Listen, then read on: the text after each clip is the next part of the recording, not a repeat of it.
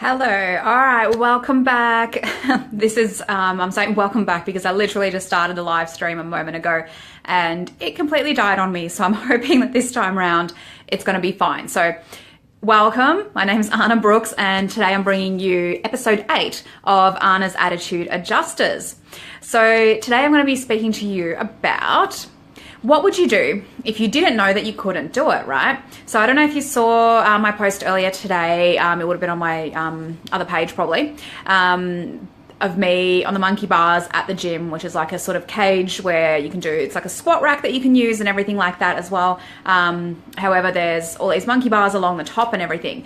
Now, this is kind of one of those times where there's a story to this and there's a reason for this. So I'm going to lead to the backstory and then I think you're going to understand where I'm coming from. So for years, absolutely years, I've been lifting heavy. Obviously, that's a big thing of what I teach and preach all the time is to lift weights and all that kind of thing. So I'm very much a old school, hardcore weightlifting type person.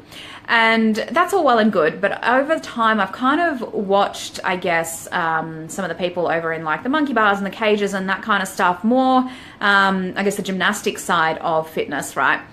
And I always looked at them and thought, wow, that's incredible. The stuff that they can do, like the way that they can twist their bodies, the way they can easily just lift themselves up and down and all that kind of stuff. Like I can lift really heavy and all the exercises I do, especially for for someone, I guess my age range, being female, whatever it is. So I do realize that I can do that. Hold on, I've got things coming up here. So I am aware that I can do that.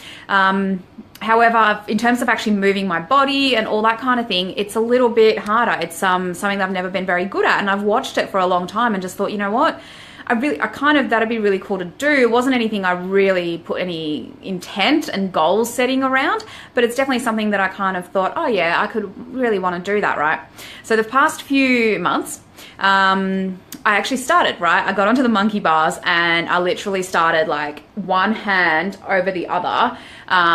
I was so slow and so useless, and half of the time I was literally just hanging there. Like I couldn't actually move forward at all because I just didn't have the energy, or I was scared. I thought I was going to fall. I thought I wouldn't be able to get the grip and all that kind of stuff, right?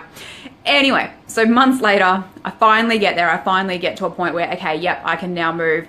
And I got, the whole one hand in front of the other thing. Gradually, I moved it up to actually swinging between the handles. So going from like one bar and then to the next and that kind of thing. And then so randomly today, I was doing the same thing and I'm just like, you know what, surely I can go faster than this. And that was exactly what I did. I just suddenly went zoom. So if you've seen the video, I think it's on my other page. So you can need to check out Anna Brooks, like my public page. But if you've seen that video, it's 7 seconds of me just going zoom across the whole thing. And it amazed me when I got to the end that it was effortless. Like I did that about 3 or 4 times. And then one of my friends was there and they're like, oh, do you want me to do a video of you? And I thought, yep, cool. Let's do that. And so that video that you see on there, that's me doing it maybe 3 or 4 times, already the 5th time. And I wasn't fatiguing. I wasn't tired. It actually wasn't hard. And as soon as I was done, it was one of those reminders to be like, you know what?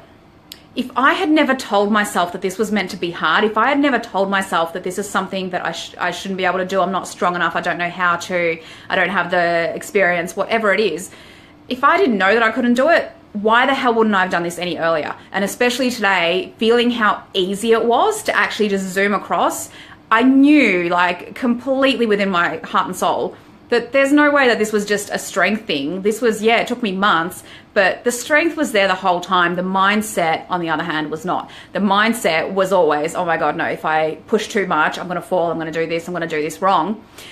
And really, it was all there all along. It was literally the mindset catching up to it, right?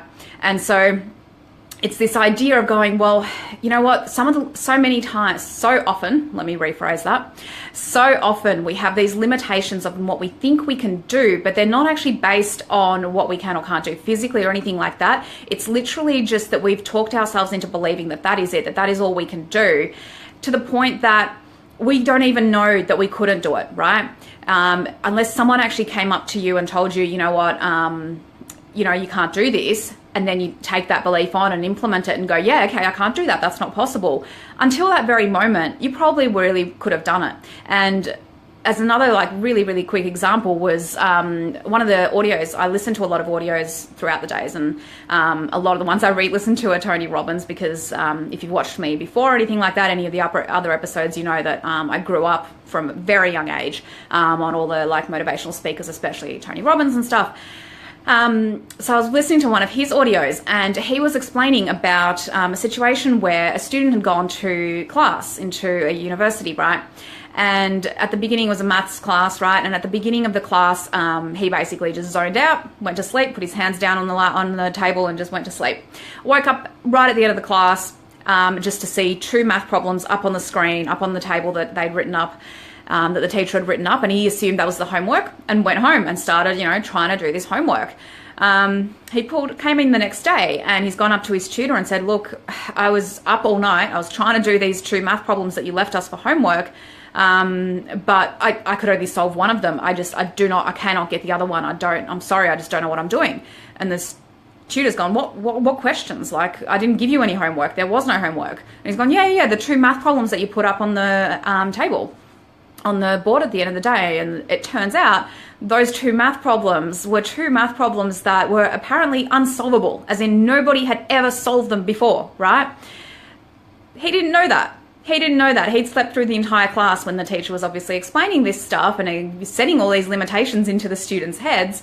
He just assumed that was homework, so he assumed it was solvable, and he actually solved one of these unsolvable equations, right? And it's one of these examples of, you know what, if you didn't know that you couldn't do it, could you imagine what you could do, right? Because this is where kids get so much of their nerve and so much of their drive and just determination for things.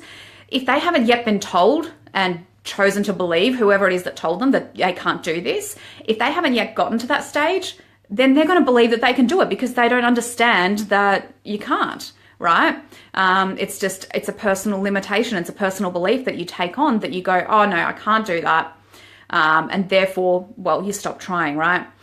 That student in that class, yeah, okay, it was apparently unsolvable, apparently impossible, apparently nobody else could ever do it. He didn't know that, and so he did it, right?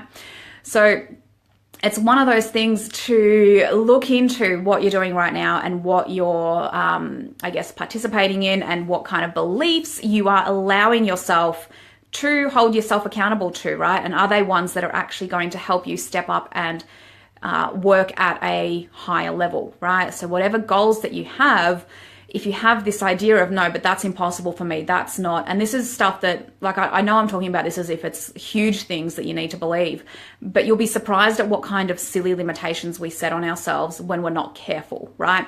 Because I see this all the time. I've, especially having worked in the health and fitness industry for like over a decade now, it's very, very prevalent when people come through that they will say things like, you know what, a really common one, I'm a mum now, I've had kids, therefore I can never have that body again. Even though there's proof all around the world that this is no longer true, it is still this belief that they've had and they've imprinted into themselves. And therefore, when they come to see me, they've usually been already trying for years and years to, help make their body look better the way that they want it to. But they already have that belief because they just decided it years ago, when they had the baby, they'd already decided that I can never have the body that I had before the baby anymore. It can never be that good or better. Definitely can't be better. And so they'd already decided that. So for years and years and years, they were literally beating their head against the wall because that was what they decided. And when they decide to change that belief, to decide, well, you know what, not only can I have the body I had pre-baby, but I can actually have a better one. I can actually look even better than I did back then.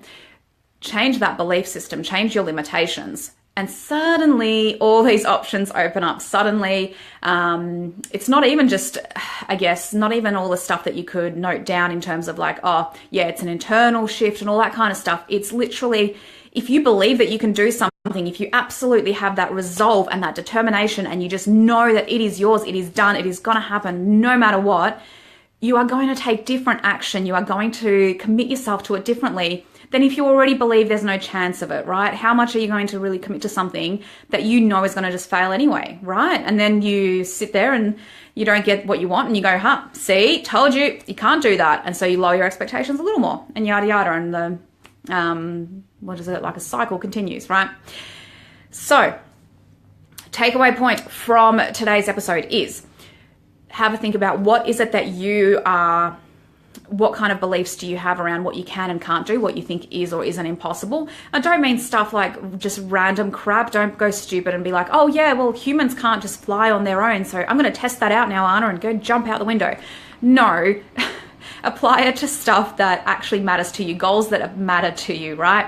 So apply it to something that you actually want to achieve, and then have a think about, well, what kind of limitations and what do you really truly believe about that goal deep down? Because if you're honest with yourself, the reason that you're not getting there is because really and truly deep down somewhere, you actually don't believe, you actually have a different set of beliefs about what you can or can't achieve in regards to that goal, right? Because the truth is, if you had a belief that it was absolutely not only just possible, but it's just gonna happen, it's no way that it wouldn't happen. If you had that, you would already be taking the action, you would already be making it happen, okay? All right, let's leave it there for today. If you have any questions, any thoughts or any comments or anything like that, please feel free to pop them down below. And I will see you really soon. Remember to live life on purpose. Bye.